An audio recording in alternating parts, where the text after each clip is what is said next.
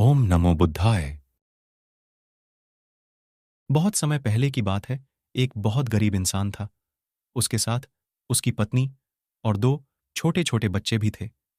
उसका अपने परिवार का पालन पोषण करना बहुत कठिन हो गया था। उसका दिमाग काम नहीं करता था और मन भी अशांत रहने लगा। तभी उसने अपना घर छोड़ने का फैसला लिया। एक रात जब उसकी पत्नी और दोनों बच्चे सो रहे थे तो वो चुपचाप घर से चला गया। रात में बिना किसी मंजिल के वो आदमी चलता रहा। तभी अचानक उसने देखा कि एक नदी किनारे भगवान बुद्ध अपने शिष्यों के साथ बैठे हैं। उसी वक्त उसने निर्णय लिया कि वह अब सन्यासी हो जाएगा और भगवान बुद्ध का शिष्य बनकर यहीं रहेगा। उसके बाद वह भगवान बुद्ध के चरणों में जाकर गिर गया और उनसे विनती करने लगा कि वो उसे अपना शिष्य बनाकर अपने साथ ही रख लें। भगवान बुद्ध ने उस गरीब इंसान की बात सुनकर उसे अपना शिष्य बनाकर अपने साथ रख लिया। भगवान बुद्ध अपने शिष्यों के साथ आगे बढ़ते हैं। रास्ते में चलते चलते थक गए थे। सब रुककर एक पेड़ के नीचे विश्राम करने लगते हैं। तभी भगवान बुद्ध को गर्मी के मारे बहुत तेज प्यास लगने लगी। उन्होंने अपने नए शिष्य से कहा, यहां पास में ही एक सरोवर है, तुम जाकर वहां से पानी ले आओ। भगवान बुद्ध का आदेश मानकर वह सरोवर से पानी लेने चला गया। जब वह सरोवर के पास पहुंचा तो उसने देखा कि कुछ जंगली जानवर सरोवर में ऊधम मचा रहे हैं। जैसे ही वह सरोवर के और पास गया, सारे जानवर वहां से भाग जाते हैं, लेकिन सरोवर में कीचड़ सड़े गले पत्ते ऊपर तैर रहे थे, जिसके कारण उसका मन नहीं मान रहा था। उसने सोचा, इतना गंदा पानी भगवान बुद्ध पिएंगे कैसे।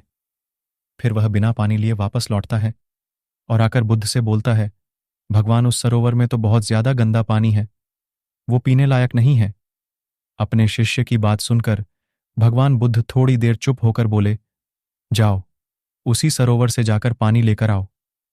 भगवान बुद्ध का आदेश मानकर वह वापस से सरोवर की तरफ चला गया, लेकिन वह मन में यही सोच रहा था कि भगवान बुद्ध इतने गंदे पानी को कैसे पिएंगे। जैसे ही वह सरोवर के पास गया, वह ये देखकर चौंक गया कि सरोवर का पानी एकदम निर्मल और स्वच्छ हो गया है और अपने स्वभाव में बह रहा है। उसने पानी लिया और भगवान बुद्ध के पास आते ही उनसे प्रश्न करता है, भगवान, थोड़ी ही देर में सरोवर का मैला पानी इतना साफ कैसे हो गया। फिर बुद्ध ने उसे समझाते हुए कहा, जब जानवर पानी में ऊधम मचाए हुए थे तब सरोवर का कीचड़ उभर आया था, लेकिन कुछ देर शांत रहने पर कीचड़ फिर से नीचे बैठ गया और पानी पहले जैसे फिर से निर्मल और स्वच्छ हो गया। ठीक इसी तरह से हमारे मन की स्थिति भी ऐसी ही होती है।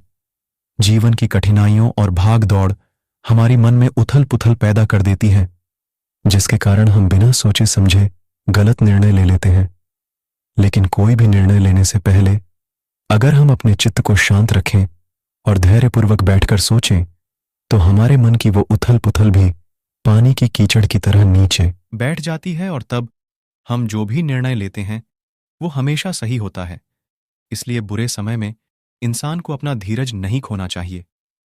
भगवान बुद्ध की यह बातें सुनकर उसका दिमाग खुल जाता है और जब वह शांति से बैठकर सोचता है तो उसे अपनी ही गलती नजर आती है।